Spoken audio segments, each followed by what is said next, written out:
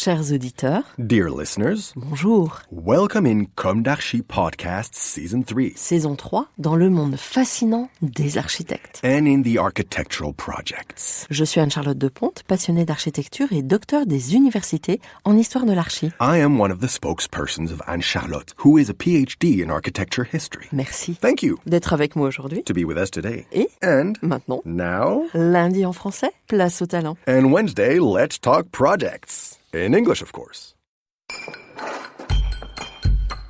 Bienvenue dans Comme d'Archi.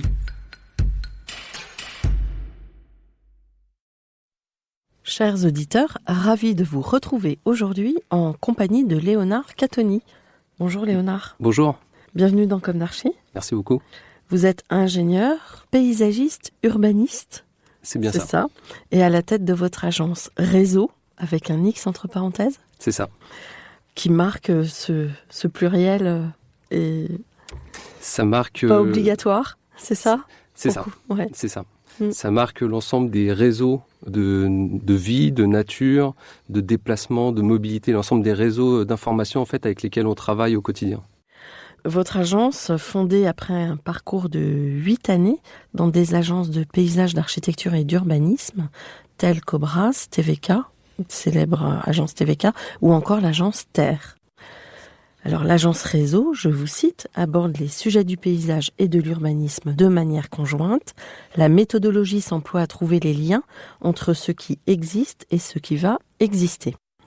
À un moment critique et charnière dans l'évolution des modes d'habiter nos territoires, quelles que soient les échelles ou les sujets abordés, la méthodologie de projet vise à une amélioration des conditions de vie humaines, naturelles et biologiques.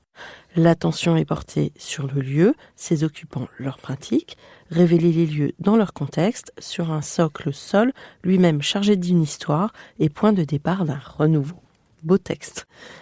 Le sol comme support des échanges entre les hommes et la terre, entre le vivant invisible et visible, entre l'architecture et l'habitant, ce sol comme lieu de vie, comme support des usages. Je m'arrête là quand même. Oui. Mais j'ai trouvé que vos textes étaient fort intéressants et qu'en introduction, ça posait bien le décor.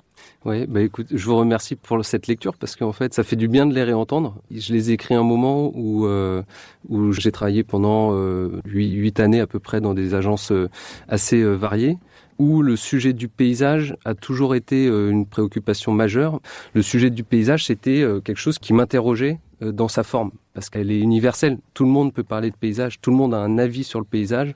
C'est un sujet qui est ouvert, et plus il est ouvert, mieux c'est. Comme ça, les gens s'emparent aussi d'une problématique qui nous touche tous aujourd'hui et qui est devenue une forme d'urgence à pouvoir répondre par le paysage à des meilleures capacités de vivre, d'évoluer, de se déplacer, de manger.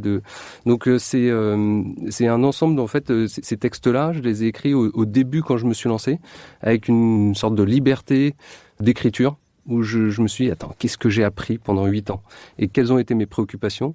Et en fait, c'est sorti assez naturellement.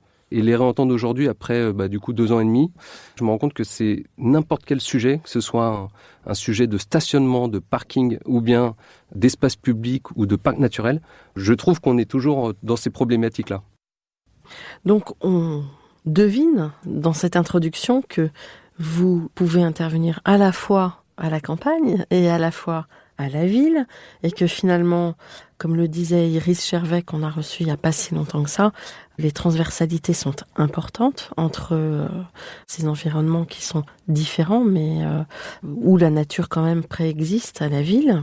Et dans la suite logique de ces compétences que vous avez, vous venez de vous distinguer dans le cadre d'Europe en 16 avec votre projet Niort Port Terrestre. Vous êtes 2 lauréats, je crois, ex-aequo. C'est ça. On est 2 agences qui sommes co-lauréats Oui. sur un même sujet et 2 manières, en fait, de 2 réponses qui ont été un peu à côté de la commande initiale. D'accord, vous allez nous raconter ça. On va commencer par le début. Quel est votre parcours, votre jeunesse, où s'est ancrée votre envie de vision territoriale? C'est peut-être comme ça qu'on pourrait le qualifier. Et quelles ont été vos études? Le parcours a été assez balbutiant au collège et lycée. Après le bac en poche, j'ai commencé un DUG d'histoire. Retrouvez l'intégralité de cet épisode sur Apple Podcast, Acast, Deezer, Spotify.